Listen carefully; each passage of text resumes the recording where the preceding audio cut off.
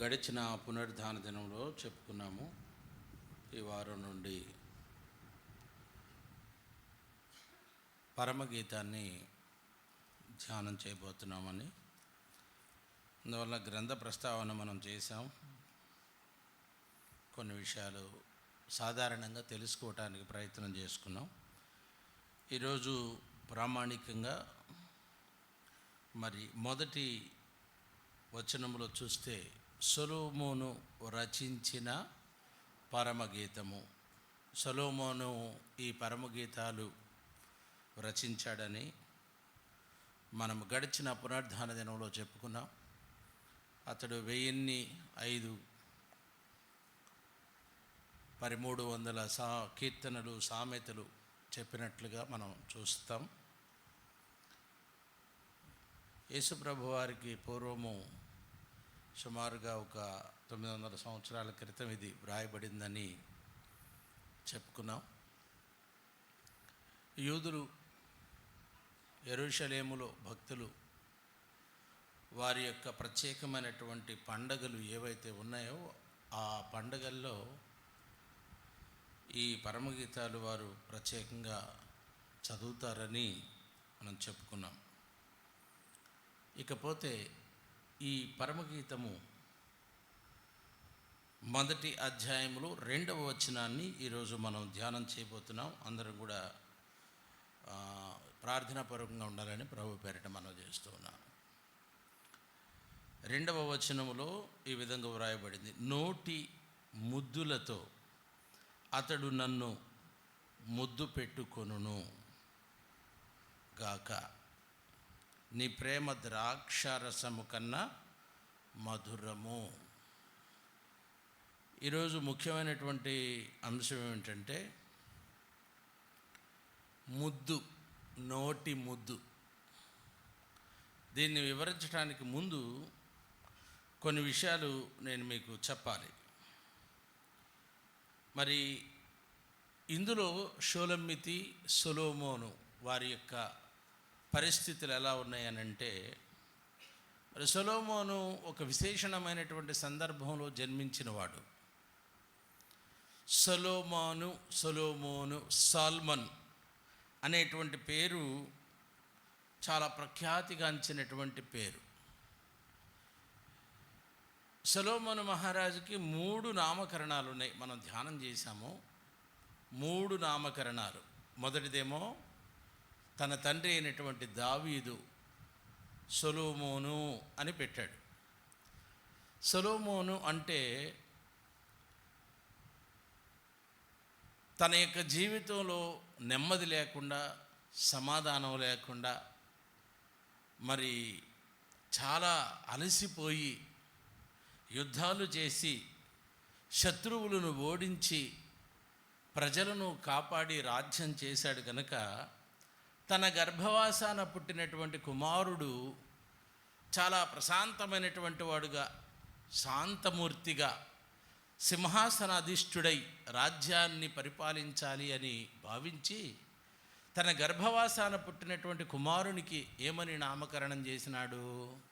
సొలొమోను. ఇది ఇలా ఉంటే సొలొమోను పుట్టినప్పుడు ఈ పేరు పెడితే దైవజనుడు ఒకడొచ్చి ఏమని పేరు పెడుతున్నాడు అని అంటే యదిద్య అనే పేరు పెడుతున్నాడు. యదిద్య అనేటువంటి పేరుకు అర్థం ఏమిటి అనంటే ఇది ప్రవక్త పెట్టినటువంటి పేరు. అంటే యెహోవాకు ప్రియుడు అనేటువంటి అర్థం. చూడండి, చాలా అద్భుతం కదా. తండ్రేమో సమాధానకర్తగా నా కుమారుడు ఉండాలని కోరుకుంటున్నాడు. దైవజనుడేమో యెహోవాకు ప్రియుడిగా ఉండాలని కోరుకుంటున్నాడు. అందుకని దైవజనుడు వచ్చి ఏమని పేరు పెట్టాడు? యదిద్య అనేటువంటి పేరుకు అర్థం ఏమిటంటే యెహోవాకు ప్రియుడు అని అర్థం. సరే, ఈ 2 పేర్లు ఒకటి తండ్రి వలన, ఒకటి దైవజనుని వలన పెట్టబడితే 3వ పేరు తన తల్లి గారాల పట్టిగా పుట్టినటువంటి కుమారుడు కాబట్టి దేవుని యొక్క ఉద్దేశ ప్రకారంగా జన్మించినటువంటి పుత్రుడు కనుక ఆ తల్లి ఏమని తనకు నామకరణం చేస్తూ ఉంది అని అంటే లెముయేలు అని నామకరణం చేస్తూ ఉంది. లెముయేలు అనేటువంటి మాటకు అర్థం ఏంటి? పేరుకి హత్తుకొనియుండువాడు. తండ్రేమో సమాధానకర్త అని నామకరణం చేశాడు, దైవజనుడేమో యెహోవాకు ప్రియుడు అని నామకరణం చేశాడు, తల్లేమో హత్తుకొనియుండువాడు అని నామకరణం చేశాడు. అంటే ఒక వ్యక్తి యొక్క జన్మలో ఇన్ని రకాలైనటువంటి అనుగ్రహాలు కలగడం అనేటువంటిది బహుశా బైబిల్ చరిత్రలో సొలొమోనుకే ఆ యొక్క అర్హత, ధన్యత దక్కిందేమోనని నేను ఊహించుకుంటూ ఉన్నా, తలంచుకొనుచు ఉన్నా. నిజమే కదా, దేవుని యొక్క ఏర్పాటును బట్టి పుట్టినటువంటి కుమారుడని తండ్రి ఏమో సమాధానకర్త అని సొలొమోను పేరు పెట్టాడు. మరి దైవజనుడేమో ఇతని దేవునికి ప్రియమైన వాడు అనేటువంటి నామకరణంతో యదిద్య అని పెట్టాడు. తల్లేమో చాలా హృదయాన్ని హత్తుకునేటువంటి వాడని లెముయేలు అని నామకరణం చేసింది. కనుక ఏది ఏమైతేనేమి తండ్రికి ఇష్టమైన వాడు, పరలోకమందునటువంటి తండ్రికి ఇష్టమైన వాడు, తన గర్భవాసాన పుట్టినటువంటి ఆ తల్లి యొక్క గర్భానికి సార్థకత కలిగించేటువంటి ఒక తల్లి హృదయాన్ని హత్తుకుని ఉండేటువంటి కుమారుడిగా అద్భుతంగా నామధేయుడిగా ఉన్నాడు. సొలొమోను యొక్క పేరు ప్రస్తావన చాలా అద్భుతమైనటువంటిది. ఇకపోతే మనకు షూలమ్మితి అనేటువంటి మాటకు అర్థం ఏమిటి అనంటే సంపూర్ణురాలు లేక పరిపూర్ణురాలు అనే అర్థం. షూలమ్మితి అనేటువంటి పేరుకి అర్థం ఏమిటి? సంపూర్ణురాలు లేక పరిపూర్ణురాలు. సొలొమోను మహారాజు ప్రాణప్రదంగా ప్రేమించడానికి గల కారణం ఏమిటయ్యా అనంటే ఆవిడ యొక్క హృదయము పరిపూర్ణమైనటువంటిది, ఆమె యొక్క ప్రేమ సంపూర్ణమైనటువంటిది. ఎంత సంపూర్ణము అనంటే దేవుని యొక్క ఆజ్ఞ ప్రకారముగా తన జీవితాన్ని నడిపించుకోగలిగినటువంటి సంపూర్ణమైనటువంటిది. చాలామంది భూమి మీద జన్మిస్తున్నారు కానీ, జీవిస్తున్నారు కానీ దేవుని యొక్క పరిపూర్ణతను, సంపూర్ణతను సంపాదించుకోవడం అనేటువంటిది చాలామందికి సాధ్యం కాదు. కానీ షూలమ్మితికి మాత్రం సాధ్యమైంది కాబోలు. అందుకని ఆమెకు ఆ నామధేయాన్ని దేవుడు అద్భుతంగా అక్కడ ఆ బిడ్డకి ఇచ్చినట్లుగా, ఆ కుమార్తెకి ఇచ్చినట్లుగా, ఆ స్త్రీకి ఇచ్చినట్లుగా మనము లేఖనాల్లో చూస్తూ ఉంటాం. ఎందుకంటే పరిపూర్ణుడైనటువంటి ప్రభువుని ప్రేమించేటువంటి వారు పరిపూర్ణమైనటువంటి హృదయముతో దైవాన్ని ప్రేమించాలి. వాక్యములో వ్రాయబడింది, మీ పరలోకపు తండ్రి పరిపూర్ణుడు కనుక మీరును ఆయనను ఏ విధంగా కలిగి ఉండాలి? పరిపూర్ణంగా. దేవుని దగ్గరికి చాలామంది వస్తారు, వెళ్ళిపోతూ ఉంటారు, కానీ వారి హృదయాలు పరిపూర్ణంగా ఉండవు. ఒక ధనవంతుడు కూడా దేవుని దగ్గరికి రావడానికి, ప్రభు దగ్గరికి రావడానికి చాలా ప్రయత్నం చేశాడు. బోధకుడా, నేను నిత్య జీవాన్ని పొందాలంటే ఏం చేయాలో చెప్పండి అయ్యా అని అడిగాడు. ఏముంది, నువ్వు చాలా ఆస్తిపరుడు కాబట్టి నీకున్నటువంటి ఆస్తిని అమ్మేసి బేతలకు పంచిచ్చి నీవు వచ్చి నన్ను వెంబడించు అని అంటే, అతడు మిక్కిలి ధనవంతుడైనాడు కనుక తన ధనాన్ని విడిచిపెట్టలేక దైవాన్ని వెంబడించలేకపోయినాడు. అందుకని అతడు నిత్యత్వాన్ని కోరుకోలేకపోయినాడు, పరిపూర్ణతకు మరి వారసుడు కాలేకపోయినాడు. కాబట్టి షూలమ్మితి మాత్రం తన హృదయంతో, తన జీవితంతో, తన యొక్క బ్రతుకుతో, తన క్రియలతో పరిపూర్ణురాలుగా ఉండగలిగింది. ఎందుకు పరిపూర్ణురాలు అంటే, లోకమునందు దేవుని యొక్క ఆజ్ఞలను ఎవరైతే పాటిస్తారో, ఎవరైతే నెరవేరుస్తారో వారు లోకమును జయించే సంపూర్ణులవుతారు గనక, పరిపూర్ణులవుతారు గనక, అట్టి పరిపూర్ణమైనటువంటి హృదయం కలిగినటువంటి, భక్తి కలిగినటువంటి వారే పరమ ప్రభు అయినటువంటి యేసుక్రీస్తు వారికి అవసరమైనటువంటి వారు, ప్రియప్రదమైన వారు, ప్రాణప్రదమైనటువంటి వారు, ఆయన ఇష్టపడి కోరుకునేటువంటి భక్త జనాంగము. దేవునికి స్తోత్రం కలుగునుగాక. కనుక ప్రభునందు ప్రియమైనటువంటి వాళ్ళారా, సొలొమోను యొక్క నామాన్ని, షూలమ్మితి యొక్క పేరులో ఉన్నటువంటి అర్థాన్ని మనము చూస్తూ ఉన్నాం. అయితే ఇక్కడ మరి వారి ఇద్దరి మధ్య ఉన్నటువంటి అవినాభావ సంబంధం ఏమిటంటే చెబుతా ఉంది, నోటి ముద్దులతో అతడు నన్ను ముద్దు పెట్టుకొనుగాక. ముద్దు అనేటువంటిది మరి ప్రేమకు గుర్తుగా ఉంది. పరిశుద్ధ గ్రంథమైనటువంటి బైబిలులో అనేక రకములైనటువంటి ప్రేమలను గూర్చి, ప్రేమ ముద్దులను గూర్చి ప్రస్తావించడం అనేటువంటిది మనం చూస్తాం. దయచేసి కొన్ని ముద్దులు దేవుని గ్రంథములో వ్రాయబడినటువంటి ఆయా సందర్భాల్లో ఉన్నటువంటి కొన్ని ముద్దులు మనము పరిశీలన చేద్దాం.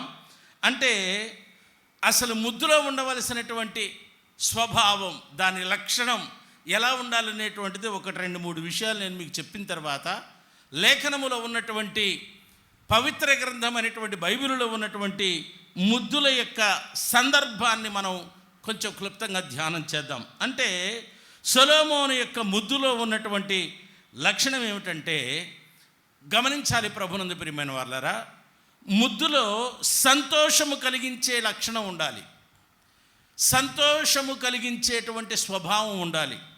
రెండవది, ముద్దులో ఉండవలసినటువంటి రెండవ లక్షణం ఏమిటంటే, ముద్దు ద్వారా ఇష్టము కలిగేటట్లుగా ఆ ముద్దు ఉండాలి. మూడవది ఏమిటంటే, మరి చాలా ముఖ్యమైనది ఇది.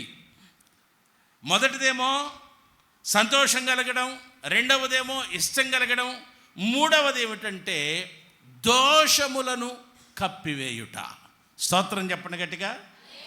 అంటే ఈ ముద్దు చాలా ప్రత్యేకమైందన్నమాట. సొలొమోను మహారాజు తను ముద్దు పెట్టుకొనిచున్నటువంటి ముద్దు ద్వారా ఏం జరిగింది? ఇక్కడ పాపములు కప్పివేయబడుచు ఉన్నవట. దేవునికి స్తోత్రం కలుగును గాక.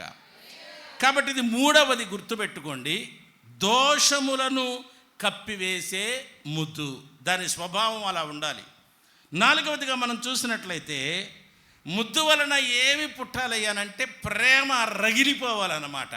ఆధ్యాత్మికమైనటువంటి చైతన్యం, మానవుని పట్ల చూపేటువంటి అమితమైన ప్రేమను బట్టి మనలో ఆత్మీయ చైతన్యం అనేటువంటిది పెళ్ళుబికి రావాలి. కనుక ప్రేమను పుట్టించేటువంటి ముద్దు ఇది నాలుగవది. ఐదవదిగా మనం చూసినట్లయితే మరి ఆకర్షణ కలిగించేటువంటి ముద్దు. ఈ ఆకర్షణ ప్రేమను కలిగించడం, పాపములను కప్పివేయటం, ఇష్టము పుట్టడం, సంతోషం పుట్టడం, ఇవన్నీ కూడా ఎవరిలో మనం చూస్తామంటే ప్రేమాపూర్ణుడైనటువంటి దేవుడు మానవుని ప్రేమించేటువంటి ప్రతి ప్రేమ సందర్భంలో మనము ఈ గుణాలన్నీ కూడా మనం చూస్తాం. ఇవన్నీ కూడా సొలొమోను మహారాజులో మెండుగా ఉన్నాయి కనుక మరి సొలొమోను మహారాజు ఎవరికి సాదృశ్యంగా ఉన్నారు? పరమ ప్రభు అయినటువంటి యేసు ప్రభు వారికి సాదృశ్యం. మరి షూలమ్మితి ఎవరికి సాదృశ్యంగా ఉంది? రక్షించబడినటువంటి పవిత్ర సంఘమునకు, దేవుని ప్రజలైనటువంటి విశ్వాసులకు సాదృశ్యముగా ఉన్నది కనుక విశ్వాసులు దేవుని వలన అమితముగా ప్రేమించబడుతున్నారు. లోకములో ఉన్న మనుషులు అద్భుతంగా ప్రేమించబడుతూ ఉన్నారు. ఎలా ప్రేమించబడుతున్నారంటే దేవుడు లోకమును ఎంతో ప్రేమించెను. దేవునికి స్తోత్రం చెప్పండి గట్టిగా. ఎంత ప్రేమించాడంటే ఆయన ఎంతో, ఇంతని కాదు, అంతని కాదు, కొంతని కాదు, మానవుని పట్ల దేవుని యొక్క ప్రేమ ఎంతయో.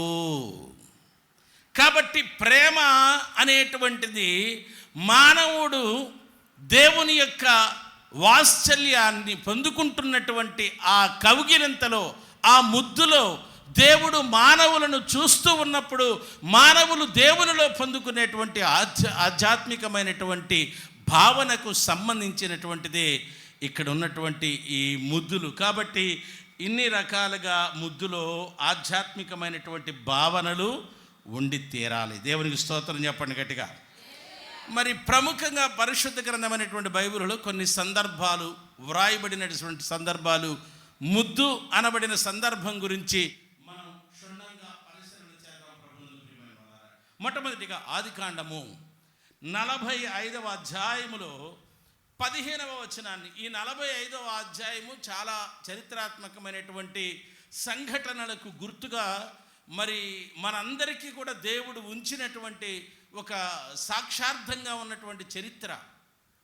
ఒక పెద్ద కుటుంబం, ఆ కుటుంబంలో ఉన్నటువంటి కుమారులలో ఒక చిన్న కుమారుడు, మరి కుమారుడు బాధించబడతాడు, హింసించబడతాడు, కష్టపెట్టబడతాడు, నెట్టివేయబడతాడు, చివరికి ప్రాణం కూడా తీయబడే పరిస్థితుల్లోనికి వెళ్ళిపోయి ఒక దాసుడుగా కొట్టబడి నెట్టబడి మరి కొనిపోబడి అమ్మివేయబడిన వాడుగా వెళ్ళిపోతాడు పరాయి దేశానికి.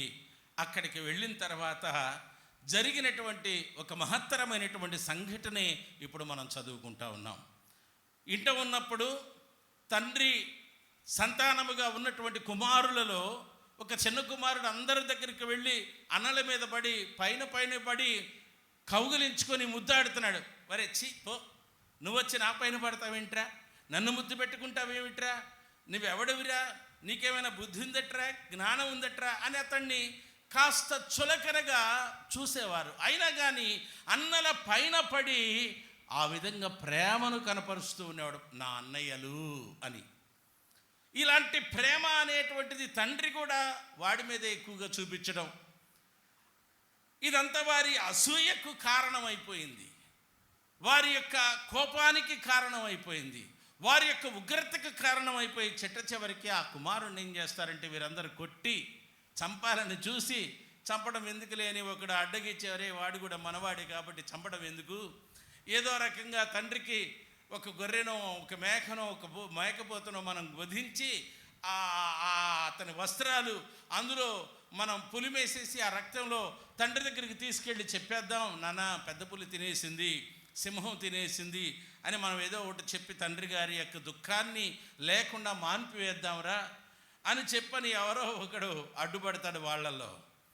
ఆ కారణం చేత ఒక గుంటలో పడవేయబడితే మూలుగులతో ఉన్నప్పుడు, కొరప్రాణంతో ఉన్నప్పుడు ఆ వైపుగా వెళుతున్నటువంటి కొంతమంది వర్తకులు ఆ వ్యక్తిని బయటికి తీసి ఆ వ్యక్తిని తీసుకుని పోయి సపరిచర్యలు చేసి అతనికి మంచి ఆహారం ఇస్తాడు. ఎందుకంటే ఇతడు సౌష్టంగా ఉన్నాడు, సొగసుగా ఉన్నాడు, సుందరంగా ఉన్నాడు. ఇతన్ని కానీ వేలంలోనికి సంతలోనికి తీసుకొని వెళ్ళి మరి పని చేయడానికి దాసుడిగా బానిసగా అమ్మివేసుకుంటే చాలా డబ్బులు వస్తాయి మనకని చెప్పని అతన్ని బాగా తయారు చేసి మంచిగా తిండి పెట్టి బాగా రూపురేఖలు కలిగిన వాడిగా అలంకారం చేసి జాగ్రత్తగా అతన్ని తీసుకొని వెళ్ళిపోయి ఆ సంతలో పెట్టేసి దాసుడుగా అమ్మేస్తారు. అలా వెళ్ళిపోయినటువంటి ఈ వ్యక్తి దేవుని యొక్క నామస్మరణము ద్వారా, దేవుణ్ణి ప్రేమించడం ద్వారా, దేవుణ్ణి ఇష్టంగా ఆరాధించడం ద్వారా తండ్రి కుటుంబం పట్ల, తన జీవితం పట్ల దేవుని యొక్క ప్రేమ ఎంత ఉన్నతంగా ఉంటుందో కదా అని ఆ కష్టంలో, ఆ శ్రమలో, ఆ దుఃఖంలో కూడా దైవాన్ని విడవకుండా ప్రేమిస్తూ ఉన్నాడు. దేవునికి స్తోత్రం కలుగునుగాక. మనకు శ్రమ వస్తే వెళ్ళిపోతాం, సంతోషం వస్తే అసలు ఉరకలేస్తూ ఉంటాం అన్నమాట. మనకు ఏదైనా ఒక విషయం జరిగిందంటే చెలించిపోతాం, కదిలిపోతాం, కుదుటుగా ఉండలేం, మనసు నెమ్మదిగా ఉండదు. అయ్యో నా బిడ్డ ఎట్టయ్యాడే, నా బిడ్డ ఇలా అయిపోయింది, నా కూతురు ఇలా అయిపోయింది, నా కొడుకు ఇలా అయిపోయినాడు, నా అన్నయ్య, నా తల్లి, నా తమ్ముడు, చెల్లి ఇలా అయిపోయింది, నా భర్త ఇలా అయిపోయాడని మనం చాలా బాధపడుతూ ఉంటాం. కానీ ఇక్కడ ఈ కుర్రవాడు, ఈ యవ్వనుడు ఏం చేసినాడు అని అంటే, ఏం చేసినాడు ఈ యవ్వనుడు? అతడు తన సహోదరులందరిని ఏం చేస్తున్నట్ట? ముద్దు పెట్టుకొని వారి మీద పడి ఏడ్చి, దేవునికి స్తోత్రం కలుగునుగాక. ఎంత అద్భుతమైనటువంటి విషయం అండి. అన్నయ్యలను గుర్తుపట్టి, అన్నయ్యలను తెలుసుకొని వారిని దగ్గరికి తీసుకొని పిలుచుకొని భయపడిపోతున్నారు అన్నయ్యలు. ఆ చరిత్ర అంతా నేను మీకు చెప్పను, ఎందుకంటే చాలా విషయాలు మీకు చెప్పాలి కాబట్టి. వారి మెడ మీద పడి ఏడుస్తున్నాడు. అన్నల మీద ఉన్నటువంటి ప్రేమ, దేవునికి స్తోత్రం కలుగునుగాక. హల్లెలూయా. యేసేపు యొక్క ముద్దు కపటము లేనిది, దోషము లేనిది, గుర్తు పెట్టుకొననిది, కక్ష సాధింపు లేనటువంటి ప్రేమ ముద్దు. దేవునికి స్తోత్రం చెప్దాం.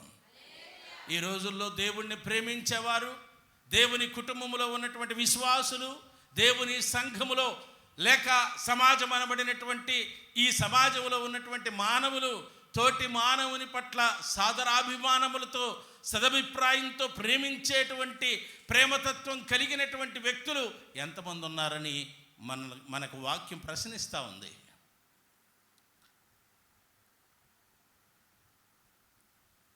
మనము యేసేపు కాలంలో ఉంటే ఎంత బాగుంటుందో కదా. యేసేపు ఎంత క్షమించినాడో, ఎంత ప్రేమించినాడో, ఎంతగా అన్నల యొక్క మెడ మీద పడి ఏడ్చాడంట. దేవునికి స్తోత్రం కలుగునుగాక. ఒక సహోదరుడు దేవుని యొద్ద నుండి దూరముగా వెళ్ళిపోతే ప్రేమతో ఏడ్చేవాళ్ళు ఉన్నారా? ఒక సహోదరి దేవుని యొద్ద నుండి దూరముగా ఉంటే ప్రేమతో వారి కొరకు కౌగిలించుకునే ప్రేమ ముద్దు పెట్టి ప్రభు దగ్గరికి నడిపించేవారు ఉన్నారా? ఇది మనల్ని మనం ప్రశ్నించుకోవాలి. బాహ్యాన్ని లెక్కించేవారు ఆధ్యాత్మికమైన లెక్కింపులోనికి ఎన్నడూ రాలేరు. గుర్తుపెట్టుకోండి ప్రభునందు ప్రియమైన వాళ్ళారా. మనం బాహ్యాన్ని లెక్కిస్తే ఇబ్బందులు పడతాం, ప్రకృతిని లెక్కిస్తే ఇబ్బందులు పడతాం, శరీరాన్ని లెక్కిస్తే ఇబ్బందులు పడతాం, జీవన ప్రమాణములను లెక్కించుకుంటే మనం ఖచ్చితంగా ఇబ్బంది పడతాం. కానీ యేసేపు ఏం చూస్తున్నాడు? దూరదృష్టి కలిగిన వాడై తన అన్నల మీద పడిపోయి కనికరంతో ప్రేమతో తట్టుకోలేనంత ప్రేమతో యేసేపు ముద్దు పెడతా ఉన్నాడు. వారి మెడ మీద పడి ముద్దు పెడుతున్నాడు. దేవునికి స్తోత్రం కలుగునుగాక. ఎంత అద్భుతమైనటువంటి సందర్భం. ఆ సందర్భాన్ని 45వ అధ్యాయాన్ని మీరు జాగ్రత్తగా మీ గృహాలకు వెళ్ళిన తర్వాత మీరు చదువుకోవాలని మనవి చేస్తా ఉన్నా. రెండవ ముద్దు మొదటి సమూయేలు గ్రంథంలోనికి రండి దయచేసి. మొదటి సమూయేలు గ్రంథం 20వ అధ్యాయములో 35వ వచన భాగము నుండి 40వ వచనం వరకు చూడాలని మనవి చేస్తా ఉన్నాను ప్రభునందు ప్రియమైన వారలారా. మొదటి సమూయేలు గ్రంథము 20వ అధ్యాయము 35 నుంచి 40వ వచనం వరకు. యోనాతాను దావీదుతో నిర్ణయము చేసి నిర్ణయము చేసుకున్నటువంటి వేళకు వారంతా బయటికి వెళ్ళి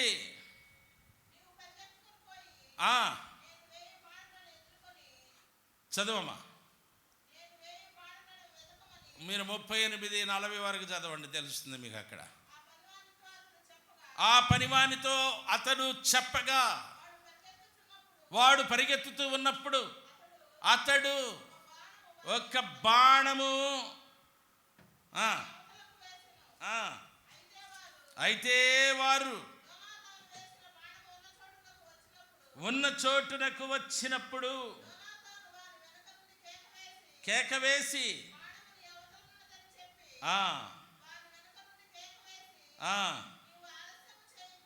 ఆలస్యం చేయకుండా త్వరగా రమ్మని చెప్పాను. యోనాతాను చూడండి ఎన్ని విషయాలు ఇక్కడ చెప్పబడతా ఉన్నాయో.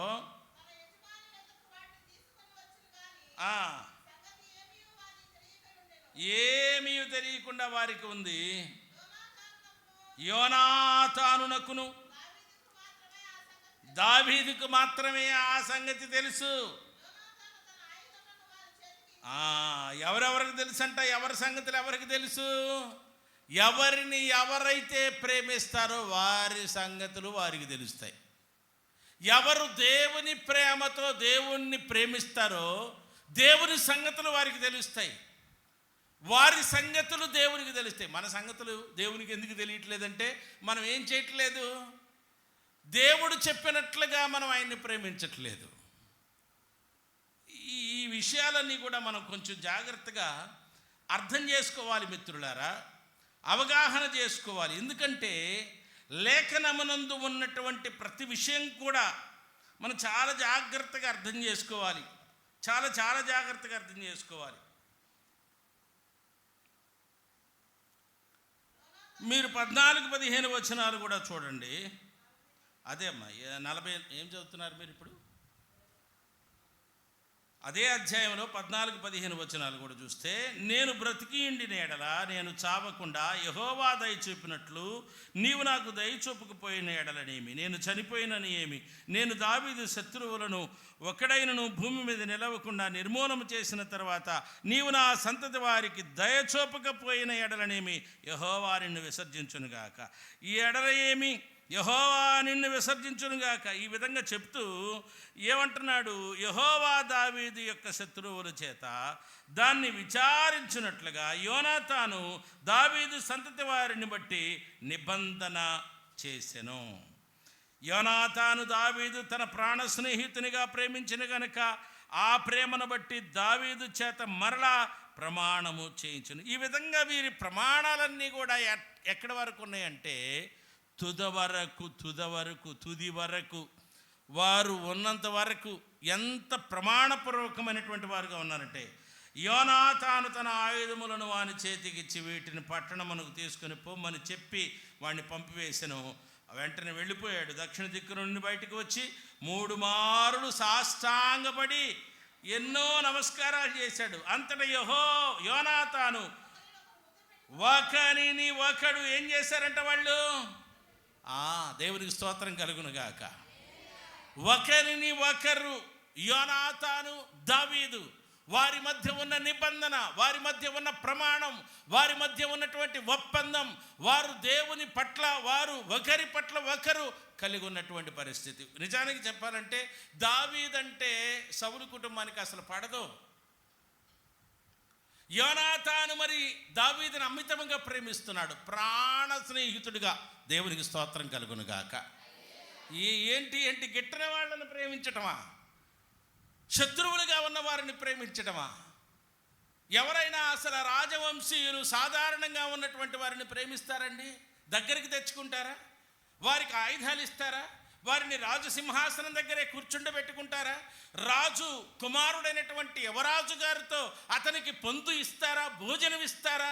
వారు భోంచేసేటువంటి బల్ల మీద వీరికి భోజనం ఏర్పాటు చేస్తారు. అలా చేస్తే రాజవంశములో రాజ కుటుంబంలో ఉన్నటువంటి విషయాలన్నీ కూడా తెలిసిపోతాయి కదా. కానీ యోనాతాను ఏమంటున్నాడు తెలుసా? నీవు నా ప్రాణమునకు స్నేహితుడవు. దేవునికి స్తోత్రం కలుగునుగాక. కాబట్టి వీరు అంతఃపురంలో కలుసుకునే అవకాశం లేదు, తండ్రి ఎదుట కలుసుకునే అవకాశం లేదు. బయట పొలంలోనికి వెళ్ళి బాణములు సంగినముల ద్వారా వేసుకొని ఒకరినొకరు కపురంపుకొని ఆ కపురు ద్వారా వారు ఒకరిని ఒకరు చూసుకున్నప్పుడు ఏం చేస్తున్నారు? వారు ఒకరిని ఒకరు ముద్దు పెట్టుకున్నారట. దేవునికి స్తోత్రం కలుగునుగాక. అంటే శత్రుత్వంలో కూడా మిత్రుత్వాన్ని ఆశించేటువంటి గొప్ప వ్యక్తిత్వం దేవుని యొక్క ప్రేమలోనే ఉంది, సమాజంలో మరి ఎవరికి లేదు. మనల్ని సంహారం చేసేటువంటి వాడికి మనం ప్రేమ చూపిస్తామండి, కానీ యోనాతాను చూపిస్తున్నాడు, దావీదు చూపిస్తున్నాడు. మరి దావీదైనా కూడా యోనాతాను నమ్మొచ్చా? నమ్మకూడదు కదా. ఎందుకంటే ఎప్పుడు ప్రాణం తీస్తారో తెలియదు రాజులు. యువరాజు అందులో ఆయన సౌలు మహారాజు అయితే యోనాతాను యువరాజు. కాబట్టి ఎప్పుడైనా కానీ ప్రాణభయంతోనే బ్రతకాలి. అలాంటి పరిస్థితుల్లో ఒకరికి ఒకరు ప్రాణ స్నేహితులుగా ఉన్నారు. ఒకరి ఎడల ఒకరు ఏమి కలిగి ఉన్నారు? ప్రేమ ముద్దు కలిగి ఉన్నారు. దేవునికి స్తోత్రం కలుగును కాక.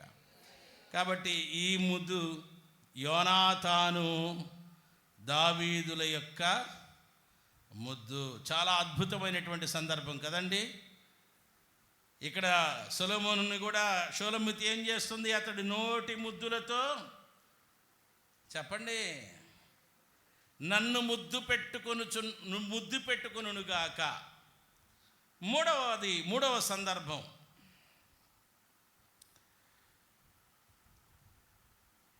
లూకాసు వార్తలోనికి వెళదాం. లూకాసు వార్తలో 7వ అధ్యాయములో ఒక సందర్భం అక్కడ మనం చూస్తాం మిత్రులారా. లూకాసు వార్త 7వ అధ్యాయంలోనికి రండి త్వరగా. 38 నుంచి అనుకుంటాను. ఒక్కొక్కటి అక్కడ సందర్భం మీరు చూడాలని కోరుతా ఉన్నా. ఒక పాపాత్మురాలైనటువంటి స్త్రీ వెనక వైపున ఆయన పాదముల యొద్ద నిలువబడి ఏం చేస్తుందట? ఏడ్చుచు అంటే ఏడుపుకి కన్నీళ్ళకి ఏంటి ఇంత పర్టికులర్ ఏంటి ఇక్కడ? ఏడ్చుచు కన్నీళ్లతో, ఈ మాటలు మీరు గుర్తుపెట్టుకోవాలని మనవి చేస్తున్నా. ఏడుపు చాలామందికి వస్తుంది, కానీ కన్నీళ్ళు రావు. ఏడుస్తారు చాలామంది, ఏమి రావు వాళ్ళకి. ఏం బాబు వింటున్నారా నాన్న? ఏడుపు వస్తుంది కానీ కన్నీళ్లు రావు చాలామందికి. కానీ ఈ స్త్రీకి రెండు వస్తున్నాయి అన్నమాట. ఒకటి ఏడ్చుచు కన్నీళ్లతో ప్రభువారి యొక్క పాదములు తుడుస్తూ ఉందట. ఏమంటే కన్నీటితో పాదములు తుడవటం ఏంటి? అసలు ఈ ప్రేమ ఏంటి? ఇంత గౌరవం ఏమిటి? ఇంత ఆప్యాయత ఏమిటి ప్రభువు పట్ల? అక్కడ ఉన్న వాళ్ళందరూ అనుకుంటున్నారబ్బా, ఏంటి ఇంత ఇబ్బంది కలిగిస్తాను దేవుడా, ఇంత కష్టాన్ని తెచ్చి పెడతా ఉంది దేవుడా, ఏంట్రా మరి ఎంత అయితే మాత్రం, బోధకుడైతే మాత్రం ఏంటంట, మనం ఉన్నామనేది కూడా లేకుండా, మనం చూస్తున్నాం అనేటువంటిది కూడా లేకుండా,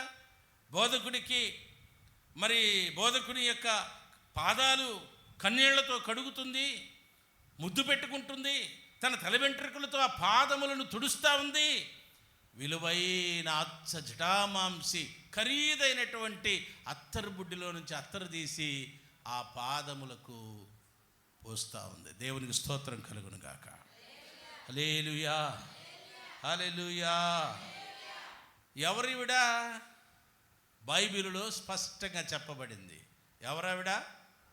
పాపాత్మురాలు. కాబట్టి ఎవరైనా అపరాధము చేస్తే, తప్పు చేస్తే వారిని ఎప్పుడు కూడా మనము నీవు అపరాధివి అనే శక్తి నీకు లేదు, మనం అనకూడదు. నిజం చెప్పాలి అని అంటే, దేవాలయంలోనికి ప్రజలు రాకపోవడానికి గల కారణం, దేవాలయానికి వెళ్ళేటువంటి ప్రజలది కొంత ఉంటుంది, అంతా అని చెప్పకూడదు, కొంత ఉంటుంది. వచ్చేవాళ్ళ గురించి వీళ్ళే రికమెండేషన్ చేస్తారా?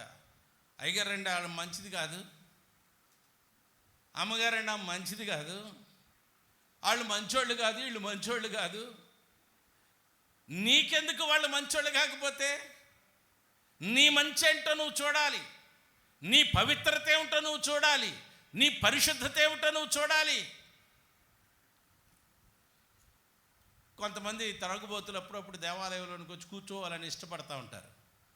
చొట్టపీకలు తాగేవాళ్ళు, బీడీలు తాగేవాళ్ళు, కైనీలు వేసేవాళ్ళు, పాన్పరాగలు వేసేవాళ్ళు. గుళ్ళోకి వాళ్ళకి రావాలనే ఉంటుంది పాపం.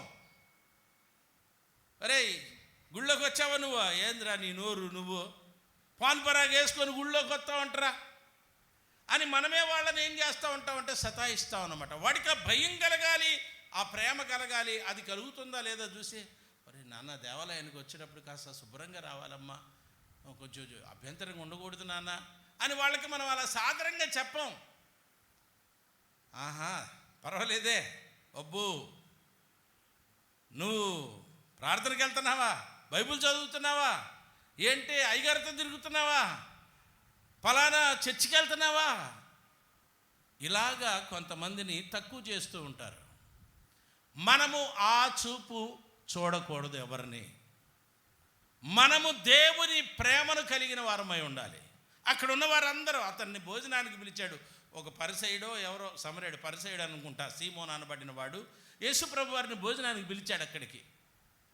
అయ్యా మా ఇంట కాస్తంత మీరు ఆతిథ్యాన్ని తీసుకోవాలని చెప్పానంటే, గ్రామంలో ఉన్నటువంటి పెద్దలందరినీ కూడా పిలుచుకొని మంచి బల్ల ఏర్పాటు చేసి అన్ని రకాలైనటువంటి పదార్థాలను అక్కడ పెట్టి, మరి బోధకుని వలన మెప్పు పొందుకోవాలనుకున్నాడు, లేకపోతే ఆశీర్వాదం పొందాలనుకున్నాడో తెలియదు, కానీ మొత్తానికి పిలిచాడు.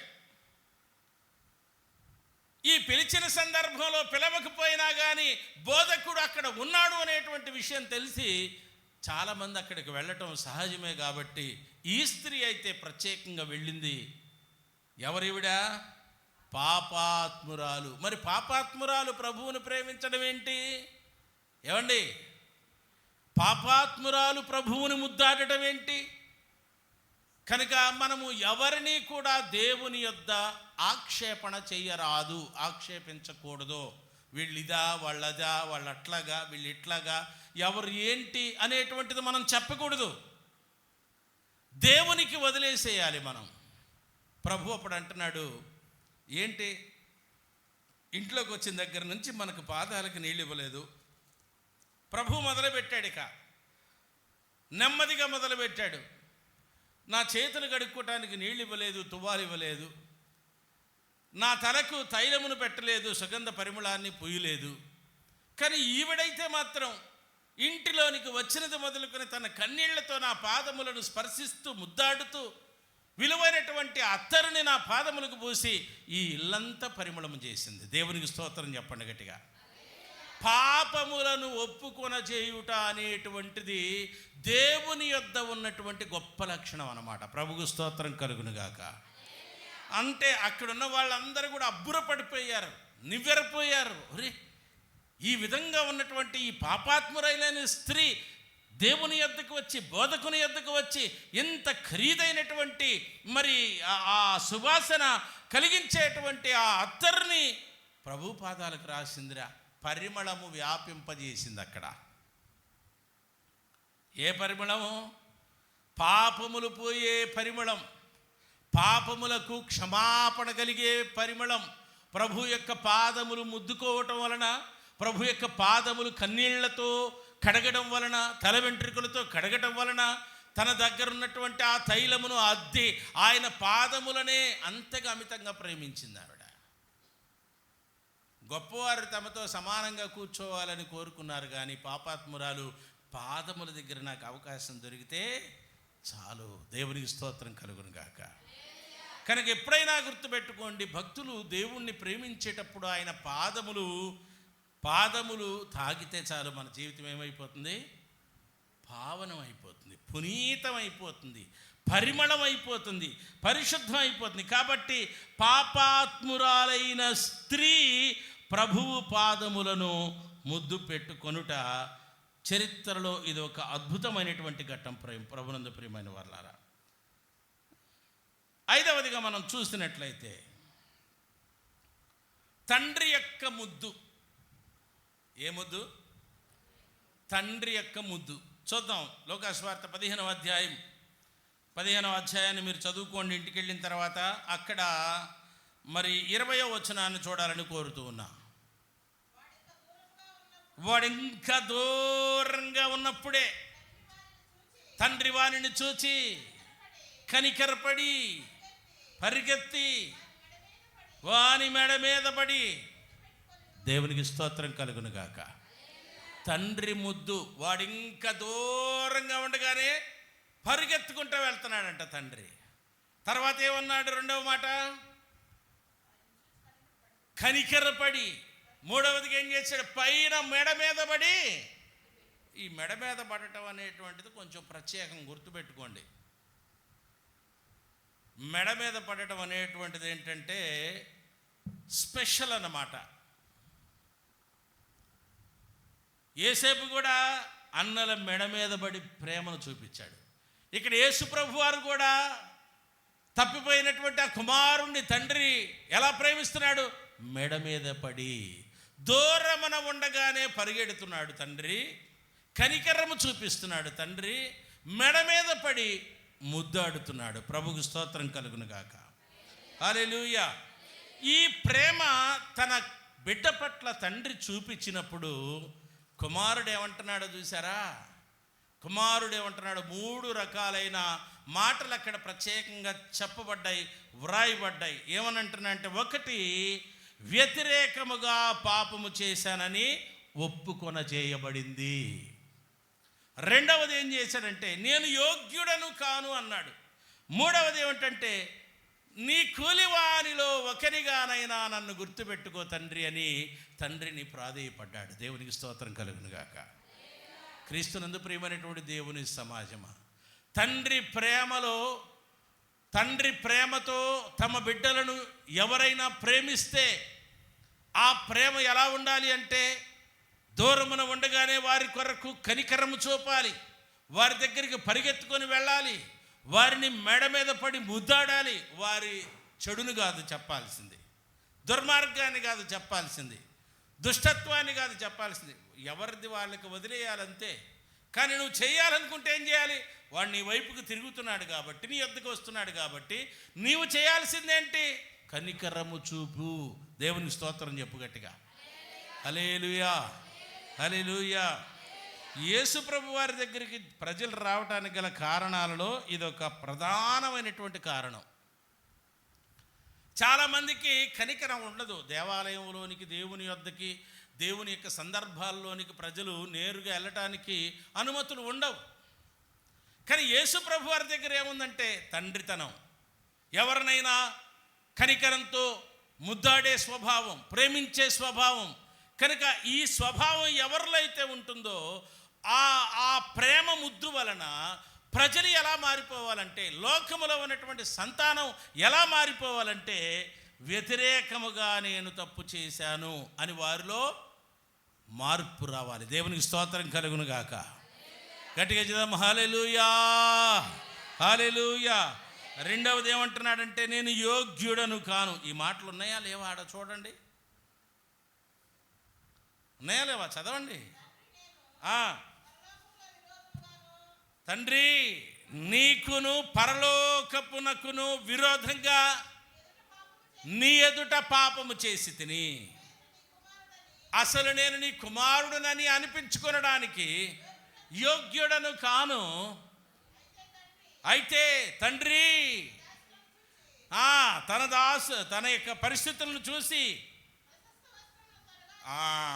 ఇన్ని రకాల, ఇక అది తర్వాత సెకండరీ థింగ్. ముందు విషయాలు ఏంటంటే, తండ్రి ఏం చేశాడు? దూరం నుండగానే చూశాడు. ఎలా చూశాడంటే కనికరంగా చూశాడు. పరిగెత్తుకుంటూ వెళ్ళాడు, మెడ మీద పడి ముద్దు పెట్టుకున్నాడు. ఈ ప్రేమ అతన్ని ఎలా మార్చింది అని అంటే, ఒప్పింపజేస్తూ ఉందన్నమాట. అతిక్రమాన్ని, తప్పుని, తనలో ఉన్నటువంటి లోపాన్ని, తను చేసినటువంటి వ్యతిరేకమైనటువంటి పాపాన్ని ఒప్పింపజేస్తుంది. అలా ఒప్పుకుంటున్నాడు. ఏమన్నాడు? నేను నీకు వ్యతిరేకంగా వెళ్ళిపోయాను నాన్న, నన్ను క్షమించు. రెండవదిగా ఏమన్నాడు? యోగ్యుడను కాను, నీ కుమారుణ్ణి అనిపించుకోవడానికి నాకు ఆ యోగ్యత అయితే లేదు. మూడవదిగా ఏమంటున్నాడు? నాకు ఆహారము లేక అలమటించిపోయాను నాన్న, నీ కుమారుడిగా నేను కోల్పోయాను నాన్న, నీకు విరోధంగా నేను తప్పు చేశాను తండ్రి. నేను ఇప్పుడు నీ దగ్గర కోరుకునేది ఏంటంటే, ఎంతోమంది పని వాళ్ళకి ఆహారం పెడుతున్నావు, ఆ పని వాళ్ళల్లో ఒక్కడిగా నీవు నన్ను జ్ఞాపకం చేసుకో తండ్రి అని రిక్వెస్ట్ చేస్తున్నాడు. దేవునికి స్తోత్రం కలుగును గాక. ఏమంటే ఈ మాటలు కొడుకు ఎప్పుడైనా తండ్రిని మాట్లాడితే, ఈ మాటలు ఎప్పుడైనా కానీ దేవుని పిల్లలు, దేవుని యొక్క సేవకులను ప్రాధేయపడి అడిగితే, ఎవరు కనికరము చూపకుండా ఉంటారు, ఎవరు ప్రేమ చూపకుండా ఉంటారు, ఎవరు వారిని ఆదరించకుండా ఉంటారని ఈ సందర్భంగా నేను జ్ఞాపకం చేస్తున్నా. మన పొరపాట్లను మనం తెలుసుకోవాలి. మన అతిక్రమాలు తండ్రి ఎదుట ఒప్పుకోవాలి, దేవుని ఎదుట ఒప్పుకోవాలి, దైవజనుల ఎదుట ఒప్పుకోవాలి, సంఘము ఎదుట ఒప్పుకోవాలి. సమాజంలో నువ్వు ఎక్కడైతే కూలిపోయి, ఎక్కడైతే నువ్వు తప్పిపోయి, ఎక్కడైతే నువ్వు జారిపోయి, ఎక్కడైతే నువ్వు పతనవస్థితిలోనికి దిగజారిపోయావో అక్కడే నువ్వు అన్నీ సరి చేసుకొని అంచెలంచెలుగా ఎదిగి నిలబడి దేవునికి మహిమకరంగా, కుటుంబానికి ఆదర్శంగా, అనేకులకు మేలుకరంగా నువ్వు మారిపోవాలి. ప్రభువుకు స్తోత్రం కలుగునుగాక. హల్లెలూయా, హల్లెలూయా. కాబట్టి ఇది తండ్రి ముద్దు. ఎన్నో ముద్దు చూసాం ఇప్పుడు మనం, 5 రకాలైన ముద్దులు చూసాం కదా. 6వది, ఇది కొద్దిగా కొన్ని సందర్భాల్లో వీడుకోలు చెప్తూ ఉంటాం చూడండి. వీడుకోలు ఆయా సందర్భాలతో ఉంటాయి. కొన్నిసార్లు విడిపోయేటప్పుడు, వరే అన్నయ్య, ఇప్పుడు దాకా మనం అంతా ఉమ్మడి కుటుంబంగా ఉన్నాం కాబట్టి, ఒక తండ్రికి రక్త సంబంధికులుగా ఉన్నాం కాబట్టి, ఎట్టో గొట్ట మనం కింద పడి పైన పడి ఏదో కాస్తంత ఒక తొండుగుడ్డంతా, ఒక గోచెగుడ్డంతా సంపాదించుకున్నాం కాబట్టి దాన్ని భాగములుగా చేసుకుందాం అని చెప్పని కొంతమంది అంటూ ఉంటే విచిత్రంగా ఉంటుంది అన్నమాట. క్రీస్తునందు ప్రేమైనటువంటి వారలారా, నాది మనది అనేటువంటి స్వార్థం మానవుణ్ణి ప్రేమ లేకుండా చేస్తుంది, కనికరం లేకుండా చేస్తూ ఉంది, దయ చూపకుండా చేస్తూ ఉంది, పగవాణ్ణిగా చేస్తుంది మానవ జీవితాన్ని. అలాగా మనుషులలో రకరకాలైనటువంటి స్వభావాలు ఉండి వారిని వేరువేరుగా విభజిస్తూ ఉంటాయి అన్నమాట. అలాంటి సందర్భం ఒకటి జరిగింది ఒక కుటుంబంలో, బైబిల్లో ఉన్న కుటుంబం. అది ఏ కుటుంబం అని అంటే మీరు రూతు గ్రంథం 1వ అధ్యాయంలోనికి రండి. రూతు గ్రంథం 1వ అధ్యాయము 14-15 వచ్చిన భాగములలో మనం చూస్తే అక్కడ ఒక వ్యక్తి ముద్దాడుతూ ఉంది. ముద్దాడి చాలా సంతోషంగా వెళ్ళిపోతూ ఉంది. ఎడబాటు ముద్దు. ఈ ముద్దు ఏ పేరు? ఈ ముద్దుకి ఎడబాటు ముద్దు అన్నమాట. విడిచిపోయేటప్పుడు కూడా గట్టిగా ఒక ముద్దు పెట్టుకొని విడిపోతారన్నమాట. చూడండి ఇక్కడ వాక్య భాగంలో రూతు గ్రంథం 1వ అధ్యాయం 14-15 వచ్చిన భాగాలు. ఎలుగెత్తి ఏడుస్తున్నారు. ఓర్పా అనబడినటువంటి ఆ స్త్రీ తన అత్తయ్య గారిని ముద్దు పెట్టుకొని, ఒక ఆమె అయితేనేమో గుండెలకి హత్తుకుంటుందంట. దేవునికి స్తోత్రం కలుగును గాక. ఒక ఆవిడైతేనేమో ఎగిరి గంతేసి గట్టిగా, అత్తయ్య నువ్వెంత మంచిదానివి అత్తయ్య, నీ అంత మంచి అత్తయ్య నాకు దొరకటం చాలా అదృష్టం అనుకుంటా ఉంది. ఎందుకు చెప్తా ఉందన్నమాట, అమ్మా నా జీవితం అయిపోయింది, నేను తిరిగి మళ్ళా నా స్వగ్రామానికి వెళ్ళిపోవాలనుకుంటున్నాను. నేను చాలా ఆస్తి గలదాన్నై వచ్చాను ఇక్కడికి. నా భర్తను కోల్పోయాను, నా 2 కుమారులను కోల్పోయినాను.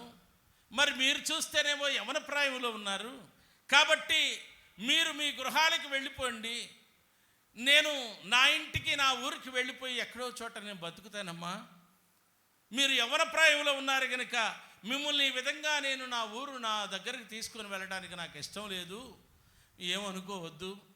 మీరు మీ తల్లిదండ్రుల దగ్గరికి వెళ్ళి మరొకరిని వివాహం చేసుకొని హాయిగా మీ యొక్క యవన జీవితాన్ని, మిగిలి ఉన్న శేష జీవితాన్ని మీ ఇష్టానుసారంగా మీ తల్లిదండ్రుల యొక్క అభిష్టం మేరకు మీరు చేసుకోండి అమ్మా అని ఆ 2 కోడళ్ళను పిలిచి ఈ తల్లి, ఈ అత్తయ్య గారు హితోపదేశం చేసి చెప్తా ఉంటే ఒక ఆవిడేమో ఏడుస్తా ఉంది. అత్తయ్య, నీ బిడ్డగా నన్ను సాకేవే ఇప్పుడు దాకా, నీ కుమార్తె కంటే ఎక్కువగా నన్ను చూసావే, నీ కొడుకుల కన్నా ఎక్కువగా మా యోగక్షేమాలు చూసావే, అసలు నీకన్నా కూడా ఎంతో ఎక్కువగా మమ్మల్ని కంటికి రెప్పలాగా కాపాడేవి అత్తయ్య, నీకు ఎలా నోరు వస్తుంది మమ్మల్ని వెళ్ళిపోమంటానికి, ఏ విధంగా వెళ్ళమని నువ్వు చెప్తున్నావు అని గుండెలు బాదుకొని ఏడుస్తా బాధపడిపోతా ఉంది ఒక కోడలైతే.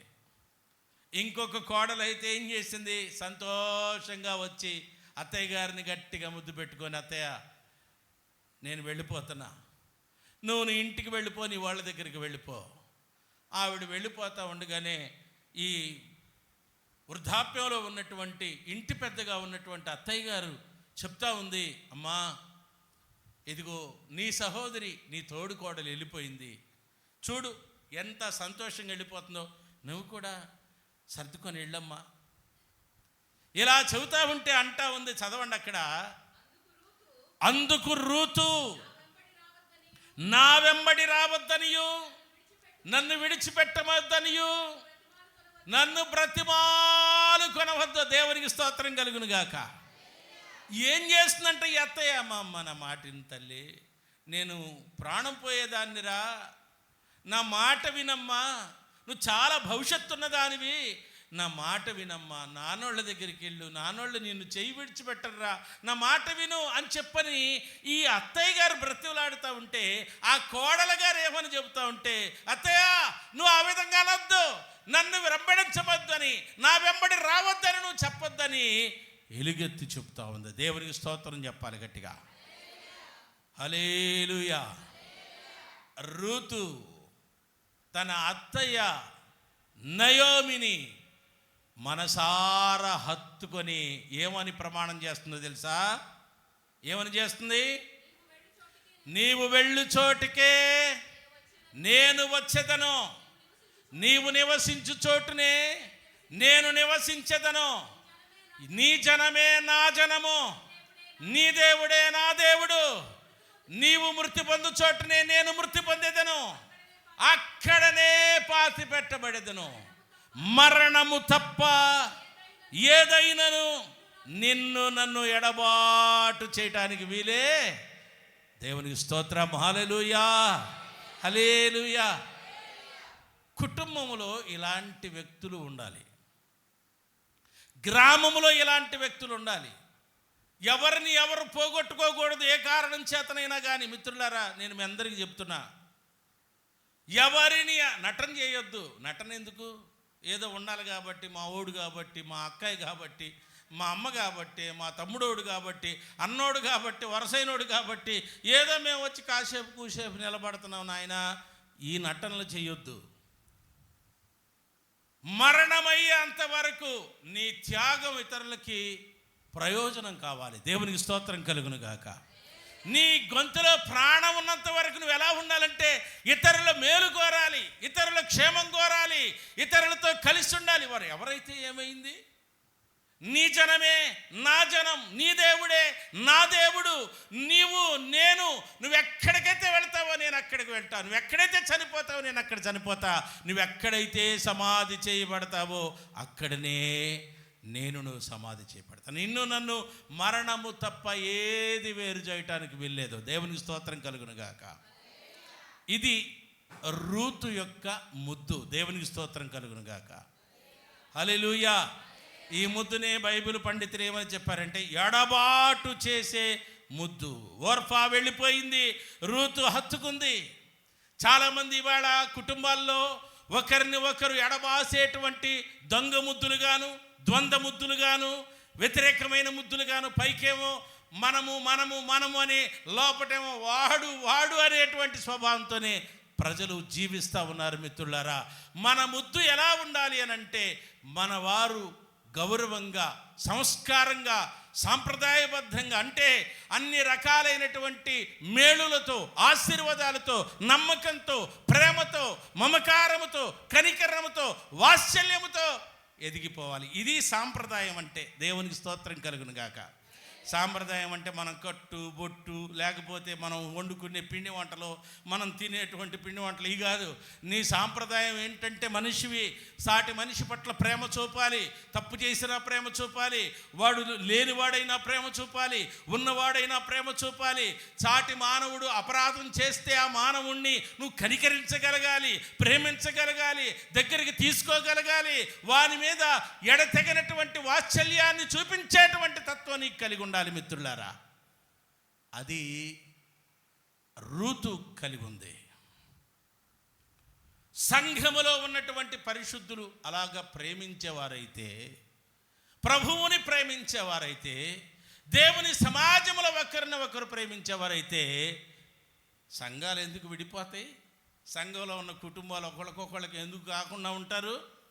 ఒక విశ్వాసికి మధ్య ఎందుకు పచ్చగడ్డేస్తే భగభగ మండుతుంది? మనిషికి మధ్య ఎందుకు విరోధాలు వస్తున్నాయి? ఆలోచన చేసి ఎదుటి వాళ్ళకి ఇబ్బంది లేకుండా మనం తగు విధమైనటువంటి పరిస్థితుల్లో, ఒకవేళ వాళ్ళు ఏదైనా కరుగ్గా కొంచెం అది ఇదని మాట్లాడినా, కొంచెం అది కాదండి, కొంచెం ఆలోచన చేయండి మీరు కూడా. మనం ఎప్పుడు భూమి మీద కొద్ది రోజులు ఉంటాం. ఈ ఉన్నదానికి నాది నీది అనేటువంటి వాదోపవాదాలు కాదు, అందరి ప్రయోజనాన్ని మనం కలిసి అందరం చేస్తే ఎంత బాగుంటుంది అనేది మనం చెప్పాలి. ప్రజలు కూడా అలాగ రావాలి. ప్రజలు కూడా ఆ విధమైనటువంటి ఆలోచనతో ఉంటే ప్రజాహితంగా ఉంటుంది, జనహితంగా ఉంటుంది. ఎంతో అద్భుతంగా సమాజం అంతా కూడా ప్రగతిని సాధించగలుగుతుంది.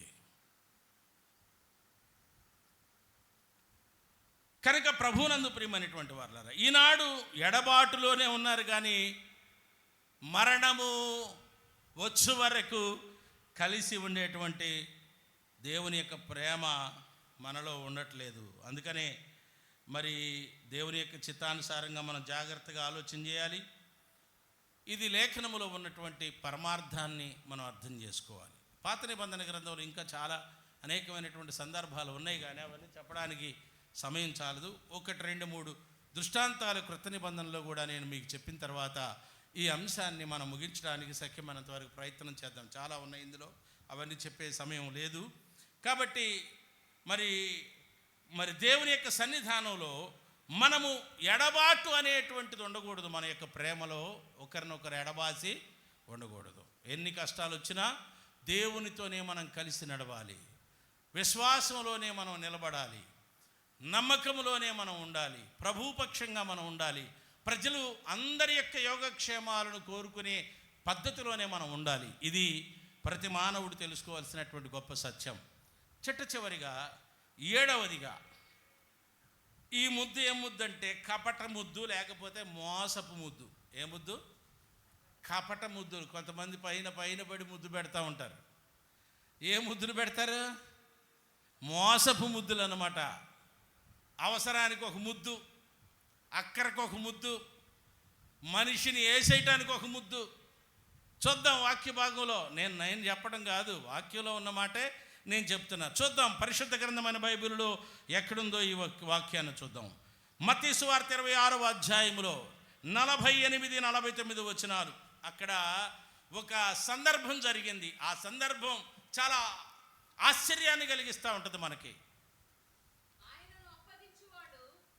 యేసు ప్రభు వారు ఎక్కడున్నాడు? గెత్సెమనేటువంటి వనంలో ఉన్నాడు.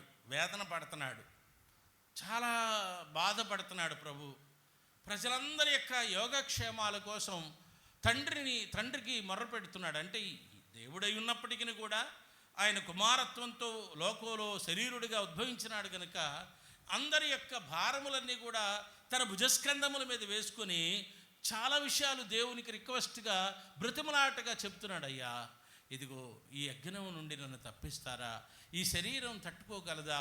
ఈ జీవితం, ఈ రక్తమాంసాలు ఇంత శిక్షని అమలు పరిస్తే ఇదంతా తట్టుకోగలదా అని ఆయన చాలా రక్త బిందువులుగా, తన చెమటంతా రక్త బిందువులుగా మారినంతగా బాధపడిపోయి తండ్రి చిత్తానికి తనను తాను సరెండర్ చేసుకుంటున్నాడు అన్నమాట.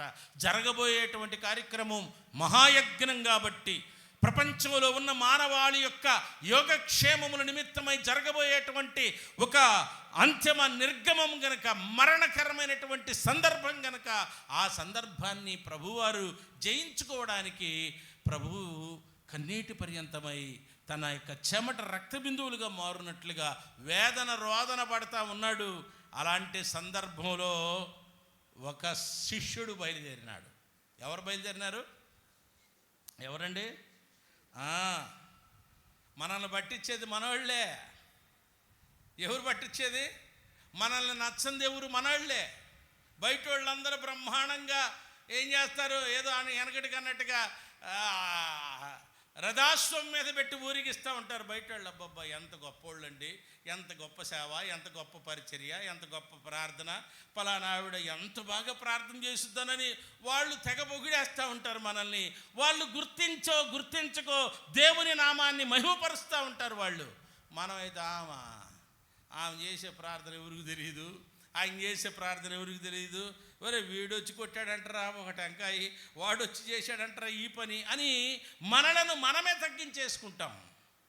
అలాగే యేసు ప్రభు వారితో ఉన్నటువంటి వాడు కూడా భోజన పంక్తిలో కూర్చున్నాడు. ఎక్కడ కూర్చున్నాడు? భోజన పంక్తిలో కూర్చున్నాడు. ఆయనతో కూడా రొట్టె ముక్కలు తిన్నాడు, ద్రాక్షారసము తాగాడు, అద్భుతాలు చూశాడు, మహత్కార్యాలు చూశాడు, దయ్యములను వెళ్ళగొట్టాడు, అనేకమైనటువంటి కార్యాల్లో అతడు కూడా పాలు పొందాడు. అన్ని దేవుని పనులన్నింటిలో పాలుభాగస్తుడైనాడు. చివరికి ఎక్కడికి వెళ్ళిపోయాడు తెలుసా? దొంగల గుహలోనికి చేరిపోయి, దుర్మార్గులతో సహవాసంలోనికి వెళ్ళిపోయి అమ్ముడుపోయినాడు అనమాట. డబ్బుకి అమ్ముడు పోని వాళ్ళు ఎవరో చెప్పండి? లోకంలో ఉన్న సామెత చెప్పాలి ఇక్కడ. మానవుని యొక్క జీవితంలో మనుషులు కనకమునకు అమ్ముడుపోతూ ఉన్నారు. కాబట్టి ధన కనక వస్తు వాహనములకు గులామైపోతున్నారు మనుషులు అన్నమాట. అలాంటి పరిస్థితుల్లోనే ఇంత భక్తి కలిగిన శిష్యుడు ప్రభు యొక్క పాదముల దగ్గర అనేకమైన అద్భుతాలు అనుభవించినటువంటి శిష్య బృందములలో ఒక ప్రముఖమైనటువంటి వాడి పేరే ఇస్కరియోతు యూదా. ఈ ఇస్కరియోతు యూదా ప్రభువు యొక్క శిష్యులలో అగ్రగణ్యుడిగా ఉన్నాడు. ఒకప్పుడు చాలా సున్నితమైన వాడు, వాక్చాతుర్యం కలిగిన వాడు, ఆలోచన కలిగిన వాడు, అద్భుతాలు చేసే విషయంలో ముందంచులో ఉన్నటువంటి వాడు, అన్నిటికీ నేనున్నా అని చెప్పేటువంటి వాడు. అలాంటి వాడు ఇప్పుడు ఏమైపోయినాడంటే శత్రువులతో మమేకమైపోయి చేతులు కలిపి 30 వెండి నాణ్యములకు ప్రభువు వారిని అమ్మి వేసుకొని, ఆయన ఎక్కడ ఉంటాడో చెప్పయ్యా, ఎప్పుడు మరి ఆయన ఒంటరిగా దొరుకుతాడో చూడు, ఆ సమయంలోనే మేము వచ్చి ఆయన్ని పట్టుకుంటామని చెప్పని వీరు ఆ వెండిని ఇచ్చి అతన్ని కొనుక్కున్నారు. రాణువారు, నేను మీకు ఆ సమయాన్ని చెప్తాను, ఆ స్థలాన్ని చెప్తాను, ఖచ్చితంగా మీరు నా మాట వినండి అని చెప్పని వెండి రూకల మూట బొడ్లో కట్టుకొని తిరుగుతూ ఉన్నాడు. ఒక సమయం రానే వచ్చింది, ప్రభు ఒంటరిగా గెచ్చమనేటువంటి వనంలో ప్రార్థనకు వెళతాడు కనుక ఆ ప్రార్థనకు వెళ్ళిన టైంలో, లెండి మనం పట్టుకోవాలనుకున్నటువంటి మా ప్రభువుని మీకు అప్పగిస్తాను రండి అని చెప్పని రాణు వారిని వెంట పెట్టుకుని గెచ్చమనేటువంటి వనంలో ఉన్నటువంటి యేసు ప్రభు వారి దగ్గరికి వెళ్ళి, అందరికీ అంగీలు ఉంటాయి, అందరికీ కాస్తంత గడ్డ ఉంటుంది, అందరికీ పైన ముసుగులు ఉంటాయి, కాబట్టి చీకటిలో రాత్రి వేళల్లో వెళుతున్నాం గనక ఎవరో మీరు గుర్తుపట్టలేరు, కాబట్టి ఎవరినైతే బోధకుడా శుభమని చెప్పి నేను ఆయన మీద పడి ముద్దు పెట్టుకుంటానో అతడే మీరు వెతుకుతున్న నజరేయుడు, మీరు పట్టుకోండి అని వీళ్ళకి క్లియర్ కట్గా సిగ్నల్ ఇచ్చేశాడు. అంతే, వెళ్ళిపోయారు. ఇప్పుడు చదవండి వాక్య భాగాన్ని. ఆయనను అప్పగించువాడు నేను ఎవరిని ముద్దు పెట్టుకుందునో ఆయనే యేసు, ఆయనను పట్టుకొనుడని వారికి గుర్తు చెప్పి వెంటనే యేసు వద్దకు వచ్చి, బోధకుడా నీకు శుభమని చెప్పి ఆయనను ముద్దు పెట్టుకున్నా అంట. దేవునికి స్తోత్రం. అబ్బా ఎంత ముద్దో, మోసపు ముద్దు. సంజ్ఞలు చెప్తున్నాడు, నేను ఎవరినైతే శుభమని చెప్పి ముద్దు పెట్టుకుంటానో అతడే యేసు, మీరు ఆయన్ని పట్టుకోండి. ఏ ముద్దు? ఈ ముద్దు ఏమండి, యేసు ప్రభు కాలంలోనే ఆయన శిష్యులలో ఒకడికే ఈ తెగులు పుడితే ఈ రోజున పుట్టడం పెద్ద విషయం ఏముంది కదా. అయితే దేవుని యొక్క కృపాకాలంలో మనం ఉన్నాం కాబట్టి వాక్యానికి మనం లోబడితే, వాక్య ప్రకారంగా మనం నడిస్తే దేన్నైనా మనం జయించగలం. దేవునికి స్తోత్రం చెప్దాం గట్టిగా, హల్లెలూయా హల్లెలూయా. కనుక కపటపు ముద్దుతో ప్రభువారిని అప్పగించినట్లుగా ఈనాడు కొందరు తమ తమ కుటుంబాలని రోడ్డు పాలు చేస్తున్నారు, నవ్వుల పాలు చేస్తున్నారు, కొంతమందిని తమ వారిని దూరం చేసుకుంటున్నారు, సంఘములకు అనేకులు దూరముగా వెళ్ళిపోతున్నారు. ఎక్కడ బాగాలేదు అక్కడ బాగుంటుంది, అక్కడ బాగుంటుంది అక్కడ బాగుంటుంది. ఏమంటే ఎక్కడికి వెళ్ళిన వాక్యం ఒకటే, దేవుడు ఒక్కడే. కొన్ని సందర్భాలను బట్టి వాళ్ళు అక్కడ కూడుకుంటున్నారు, మనం కొన్ని సందర్భాలను బట్టి మనం ఇక్కడ కూడుకుంటున్నాం. కాబట్టి దేవుడు విశ్వమంతా వ్యాపించి ఉన్నాడు, ఆయన ఇక్కడ లేడు అక్కడ ఉన్నాడు అని చెప్పడానికి నీకు అర్హతే లేదు. కనుక మనం జాగ్రత్తగా ఆలోచన చేసుకోవాలి. వైరములతో వివాదములతో ఒకరిని ఒకరు సంహారము చేసుకునేటువంటి వ్యక్తిత్వాలు మానకపోతే ప్రమాదములు జరుగుతాయి. చివరికి యేసయ్యను ఇలా అప్పగించినటువంటి వాడు ఏమైనాడో ఒక మాట చెప్పి ముందుకెళ్దాం. ఏమైనాడు? ప్రభువారిని సిలువుకి వాళ్ళు తీసుకెళ్ళి తీర్పు చేసి చాలా హింసించి కష్టపెట్టి ఆ సిలువ మ్రాని పైన ఆయనకు మరణదండన విధిస్తే ఆయన మృత్యుంజయుడై పునరుద్ధానుడై లేచాడు. వీడైతే తల్లకెందులుగా పొట్ట పగిలి చచ్చిపోయాడు, ఊరేసుకొని చచ్చాడు. ఎంత ఘోరాతి ఘోరమైనటువంటి మరణాన్ని అనుభవించాడో. కనుక మనశ్శాంతి లేని జీవితం, మోసంతో ఉంటే మనశ్శాంతి ఉండదు, కపటంగా ఉంటే మనస్సు నెమ్మది ఉండదు, జీవితం నెమ్మది ఉండదు, బ్రతుకు నెమ్మది ఉండదు, స్వచ్ఛంగా ఉండలేవు, నమ్మకంగా ఉండలేవు, కుదురుగా ఉండలేవు, యథార్థంగా ఉండలేవు. మరి దేవుని యొక్క ముఖవర్చస్సును అలాగే నువ్వు చూసి తట్టుకోలేవు. కనుక జాగ్రత్త. మోసం మానవ జీవితాన్ని ఎక్కడికి తీసుకెళ్తుంది? మరణంలోనికి తీసుకొని వెళ్తుంది. కనుక కపట ముద్దులు మానండి, కపట జీవితమునకు స్వస్తి పలకండి. ఒకవేళ ఏదైనా తేడా ఉందనుకో, మనం సున్నితంగా కూర్చొని మాట్లాడి, ఏదన్నా ఒక సందర్భం ఉంటే, అయ్యా అట్లా కాదురా అమ్మ, అట్లా కాదన్నా, అమ్మ అక్క అట్లా కాదు, చెల్లి అట్లా కాదు, సహోదరి అలా కాదు, ఇదిగో ఈ విధంగా అని చెప్పని మనం చెప్పుకోవడానికి మనుషులం, వినగలిగిన చెవులు మనకున్నాయి, అర్థం చేసుకోగలిగిన మంచి హృదయం మనకుంది. కాబట్టి దేవుని వంటి వ్యక్తులు మానవుడు తప్ప ప్రపంచంలో ఇంకొకరు లేరు. కాబట్టి మానవుడు ఏం చెప్పినా ఆలోచన చేయగలిగిన మేధా సంపత్తి కలిగిన వాడు, ఆలోచనా శక్తి కలిగిన వాడు కనుక మానవుని దగ్గర అన్ని రకాలైనటువంటి తరుణోపాయాలు ఉంటాయి. కాబట్టి ఇవి గుర్తుపెట్టుకొని మన జీవితాన్ని జాగ్రత్తగా ముందుకు తీసుకొని వెళ్ళాలని ప్రభు పేరట మీకు మనవి చేస్తూ ఉన్నా. కనుక కపట ముద్దులు మానండి, ఎడబాటు బుద్ధులు మానండి. దేవుని యొక్క సన్నిధానంలో ఎలా ఉండాలి? స్పష్టంగా తండ్రి యొక్క ముద్దు కలిగి ఉండాలి, చాలా గొప్పగా ఉండాలి. కనుక ప్రభునందు ప్రియమైనటువంటి దేవుని బిడ్డలారా, ప్రభు యొక్క పిల్లలు మరి ఎలా ఉండాలని ఆదేశించబడతా ఉన్నారు అని అంటే, క్రొత్త నిబంధన కాలంలో ఒక ఆజ్ఞ ఇవ్వబడింది, కుమారుణ్ణి ముద్దు పెట్టుకొనుడి. కీర్తనలు 2వ అధ్యాయంలో 12వ వచనంలో ఉంది, లేని ఎడల ఆయన మీ మీద కోపపడును. ఉందా లేదా? 2వ అధ్యాయం 12వ వచనం, త్వరగా చూడండి, ముగించేద్దాం. కీర్తనలు 2:12, ఆయన కోపము త్వరగా రగులుకొనును, కుమారుని ముద్దు పెట్టుకొనుడి. ప్రభు పిల్లలు దేవుని యొక్క ప్రేమ ముద్దు గలవారై ఉండాలి, లేకపోతే ఏం జరుగుతుందట? ఆయన కోపిస్తాడు. ఇది ఆజ్ఞ, కుమారుని ముద్దు పెట్టుకోండి, లేని ఎడల ఆయన కోపించును. మరి పరిశుద్ధులు ఏం చేశారు? ఆదిమ కాలంలో ఉన్నటువంటి భక్తులు ఏం చేశారు? రోమాపత్రిక 16వ అధ్యాయం 16వ వచనంలో మనం చూస్తే, వారు ఒకరిని ఒకరు ప్రేమ ముద్దులతో వందనములు చెప్పుకున్నారట. మనం వందనాలు చెప్పేటప్పుడు ఏం చెప్పాలి? చూడండి, వాక్యంలో చూడండి, మాట కాదు, వాక్యం చూస్తే కానీ తెలుస్తుంది మనకి. అది పవిత్రమైన ముద్దు పెట్టుకొని ఒకనికి ఒకడు వందనములు చేయుడి. వందనాలు ఎలా చెప్పాలి?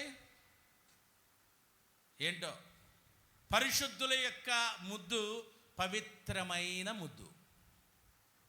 పవిత్రమైనటువంటి ముద్దు పెట్టుకొని ఒకనికి ఒకడు ఏం చేయాలట? వందనాలు. దేవుని స్తోత్రం చెప్పండి గట్టి. ఇప్పుడు వందనాలు అంటే మన అరయలు చూపిస్తున్నాం అనమాట. వందనాలు అంటే ఏ ఏళ్ళు చూపిస్తున్నాం చెప్పండి? వందనాలంటే మనం దేవునికి వేలు చూపిస్తాం కదా. పైన ఉన్నవాడు ఒక్కడే ఆయనకే వందనాలని చెబుతాం. కొంతమంది ఏ వందనాలనియా, వందనాలు అక్క అని అంటాం. చాలామంది నమస్కారం అండి, నమస్కారం కదా, దండం బాబు, దండం అండి, దండం అంటారు కదా. ఏమి? కాబట్టి ఇప్పుడు పరిశుద్ధులు చేయవలసినటువంటిది ఏంటంటే, ఒకరిని ఒకడు పవిత్రమైన ముద్దు పెట్టుకొనుచు వందనములు చెప్పుడి. దేవునికి స్తోత్రం కలుగును గాక. అంటే మన వందనములో ఏముండాలి? వందనంలో ఏముండాలి? పవిత్రమైన ముద్దు ఉండాలి. ఇందాక చెప్పుకున్నాం కదా, ముద్దు యొక్క స్వభావం, దాని లక్షణం ఎలా ఉంటుందంటే, ముద్దు పెట్టుకుంటే ఏమైంది? ప్రేమ పెరగాలి. ముద్దు పెట్టుకుంటే ఏం పెరగాలి? అలంకారం రావాలి. ముద్దు పెట్టుకుంటే ఏం రావాలి? వాత్సల్యం పెరగాలి, కరుణ పెరగాలి. ఏమండి, ఇప్పుడు విశ్వాసులకి వందనాలు చెప్పమంటే ఏం వందనాలు చెబుతారు? చెప్పరే. అర్ధవందనాలు, దొంగ వందనాలు, ప్రేమ లేని వందనాలు, దేవుడు లేని వందనాలు. దేవుడు లేని వందనాలంటే వాక్యము లేని వందనములు చెప్పకూడదు. కాబట్టి పరిశుద్ధులు, ప్రభువు యొక్క పిల్లలు, ప్రభువుని ప్రేమించేవారు గనుక వారు ప్రభువునందు పవిత్రమైనటువంటి ముద్దు పెట్టుకొని వందనాలు చెప్పాలి. ఇది రోమాపత్రికలో ఉన్నటువంటి మాట. 1 పేతురు 5వ అధ్యాయం 14వ వచనం చూడండి.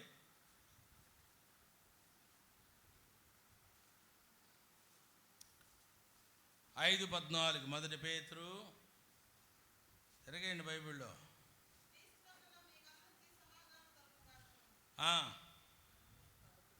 13, 14 రెండు చూడండి అమ్మా.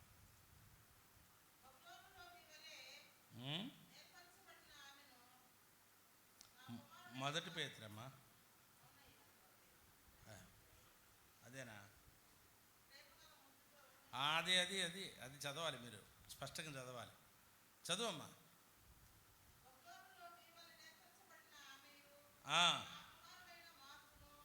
నా కుమారుడైనటువంటి మార్కును మీకు వందనములు చెప్పుచున్నారు.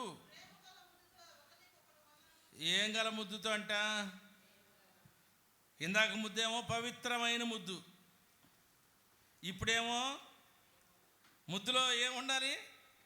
చెప్పాను కదా మీకు ముందుగానే, ప్రేమగల ముద్దు, పవిత్రమైన ముద్దు. ప్రభువు యొక్క పిల్లలు దేవుని యొక్క ప్రేమ కలిగిన వారై వారు ఉండాలని చెప్పబడింది. కాబట్టి మనము దేవుని యొక్క సన్నిధానంలో దేవుని యొక్క ప్రేమ కలిగినటువంటి వారమై ఒకరిని ఒకరు వందనములు చెప్పవలెను.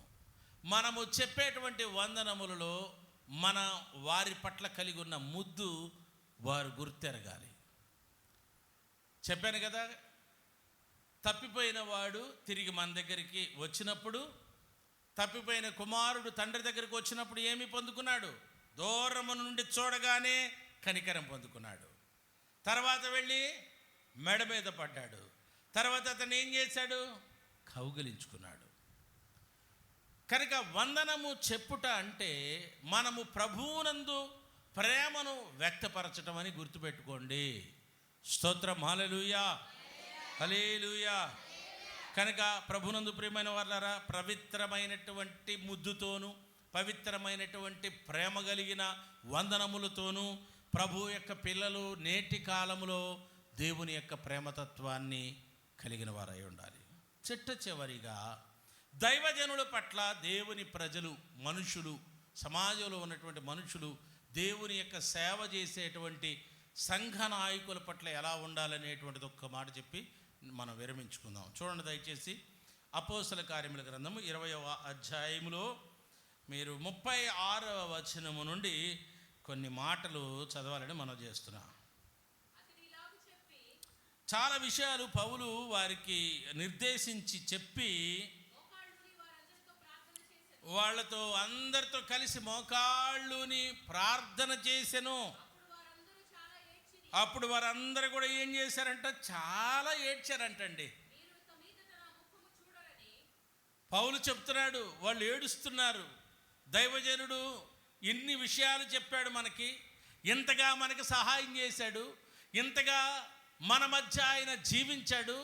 ఇక నేను వెళ్ళిపోతున్నాను మిమ్మల్ని విడిచిపెట్టి, నేను వెళ్ళిపోతే మరణం జరుగుతుందేమో నాకు తెలియదు, మీకు నాకు ఎడబాటు మరణం అనేటువంటిది తెస్తుందేమో నాకు తెలియదు, మీ ముఖములను మరలా నేను చూడలేనేమో అని చెప్పని వాళ్ళందరికీ చాలా విషయాలు చెప్పిన తర్వాత మోకరించి ప్రార్థన చేస్తున్నప్పుడు అందరూ చాలా ఏడ్చి, ఏంటండి విశ్వాసులు దైవజనుడు వెడలిపోయేటువంటి పరిస్థితి వస్తే వారు ఏం చేస్తున్నారు చూసారా? పోతే పోతున్నాళ్ళే పోని, పేడ ఎరగడైపోయింది, వెళ్ళిపోతే వెళ్ళిపోయాళ్ళే పోని, మనకు అడ్డం లేకుండా పోయాడు, మనకి బాధ లేకుండా పోయింది అని చాలామంది సంతోషించేటువంటి వారు ఉన్నారేమో తెలియదు, కానీ బైబిల్లో అలా రాయబడలేదు. వారు చాలా ఏడ్చి, దేవునికి స్తోత్రం కలుగునుగాక. ఆ మాటలు వాళ్ళు ఏడుస్తూ ఉంటేనే వాళ్ళకి చెప్తున్నాడు, ఓదార్పు మాటలు చెప్తున్నాడు. చూడండి ఏమని చెప్తున్నాడో, మీరు ఇక మీదట నా ముఖమును చూడరని అతడు చెప్పిన మాటకు విని విశేషంగా, ఇక్కడ కూడా చూడండి చాలా ఏడ్చారు, ఇప్పుడు ఇంకేం చేస్తున్నారు? విశేషముగా దుఃఖించి. పౌలు మెడ మీద పడి అతనిని ముద్దు పెట్టుకొని, దేవునికి స్తోత్రం కలుగును గాక, హల్లెలూయా. ఏం చేశారండి వీళ్ళు? ఈ మాటలు చెప్పి ఆయన సాగి వెళ్ళిపోవాలని చెప్పని అనుకుంటూ ఉంటే చాలా ఏడ్చారు, విశేషంగా ఏడ్చారు, మెడ మీద పడి ఏడ్చి ముద్దు పెట్టుకొని, ఇక నీవు మేము కలుస్తామో లేదో చూస్తామో లేదో తెలియదని చెప్పని ఓడదాకా అతన్ని పట్టుకొని తీసుకొని వెళ్ళి వీడుకోలు చెప్పి వచ్చారు. దేవునికి స్తోత్రం కలుగును గాక. దైవజనుల పట్ల, దేవుని సంఘానికి, దేవుని ప్రజలకు ఉండేటువంటి విశేషమైనటువంటి ప్రేమ. ఏ ప్రేమ అది? విశేషమైనటువంటి ప్రేమ. ఆ ప్రేమ పౌలు పట్ల ఉన్నది. పౌలు కొన్ని విషయాలు అంతకు ముందు చెప్తాడు. నేను మీ మధ్య ఏది మిమ్మల్ని ఆశించకుండా మీ మధ్య సేవ చేశాను. నా చేతులు ఎంత కష్టపడ్డాయో మీ అందరికీ తెలుసు. నేను ఎంత మరి పని చేసి ఎవరిని ఆశించకుండా నేను మీ మధ్య బ్రతికానో మీకు తెలుసు. కాబట్టి మీరు కూడా అలాగే ఉండాలని కోరుతున్నాను. ఎవరిని ఆశించకుండా బ్రతకాలని కోరుతున్నాను. ఎవరి వైపు మీరు చూడకూడదు. మీ దాతృత్వము ఇతరులకు తెలియపరచబడాలని నేను మీ మధ్య ఇలా మాదిరికరంగా ఉన్నాను. ఇక నేను వెళ్ళిపోతున్నాను. ఎవరు మీకు చెప్పేవాళ్ళు ఉంటారో ఉండరో తెలియదు. ఇది చివరి అవకాశం కాబట్టి నేను మీకు చెప్తున్నాను. మళ్ళీ కలుస్తానో లేదో, నా ముఖాన్ని చూస్తారో లేదో అని చెప్పని మోకాళ్ళు ఊని ప్రార్థన చేస్తూ ఉన్నప్పుడు వారు చాలా ఏడ్చారు. మరి విశేషంగా ఏడ్చారు. పౌలు వెళ్ళిపోతున్నప్పుడు మెడ మీద పడి ముద్దు పెట్టుకున్నారు. ఓడదాకా వెళ్ళి సాగనంపారు. ప్రభునందు ప్రియమైన వాళ్ళని, దేవుని సేవకుల పట్ల ఆ సంఘములో ఉన్నటువంటి ప్రజలు ఎంత మమకారమూర్తులుగా ఉన్నారో, అనురాగ సహోదరులుగా సహోదరులుగా ఉన్నారో. మనము క్రీస్తునందు ప్రియతత్వాన్ని, ప్రేమతత్వాన్ని, దైవ లక్షణంలో ఉన్నటువంటి అద్భుతమైనటువంటి ప్రేమ చేత మనము మసలుకొని ప్రభువుని మనము ప్రేమించేటువంటి ప్రియభక్త జనాంగంగా, దేవుని రాజ్య వారసత్వంగా, ప్రభువుకు వారసులంగా, ఆయన కుమారత్వంలో ఉన్నటువంటిదంతా ప్రేమే. దేవుని రాజ్యములో ఉన్నదంతా ప్రేమే. కాబట్టి స్వార్థాన్ని విడనాడి ప్రభువుని ముద్దు పెట్టుకునే, ప్రభువుని సేవించేటువంటి భక్తిని, ప్రార్థనను కలిగి ఉండాలని ప్రభు పేరట మీ అందరికీ మనవి చేస్తూ, అతడు నోటి ముద్దులతో నన్ను ముద్దు పెట్టుకొనుచున్నాడు అనే మాట ఎంతో అద్భుతమైంది. షులమితి పరిపూర్ణమైన వ్యక్తి, సొలొమోను సమాధానకరమైన వాడు, దేవునికి ప్రియమైన వాడు, దేవుని వలన ప్రేమించబడిన వాడు గనక షూలమితిని అంతగా ప్రేమిస్తున్నాడు. వాక్యంలో ఉన్న మాట మనం జ్ఞాపకం చేసుకుంటున్నాం. దేవుడు లోకాన్ని ఎంతో ప్రేమించాడు గనక ఆయన తన ప్రేమను మన పట్ల వెల్లడిపరిచి, మనమింకా భక్తిహీనులై ఉండగానే యుక్తకాలమున క్రీస్తు మన కొరకు చనిపోయి 3వ దినమున లేచి తండ్రి రాజ్యమునకు కుడిపారుషమునకు ఎక్కిపోయినాడు.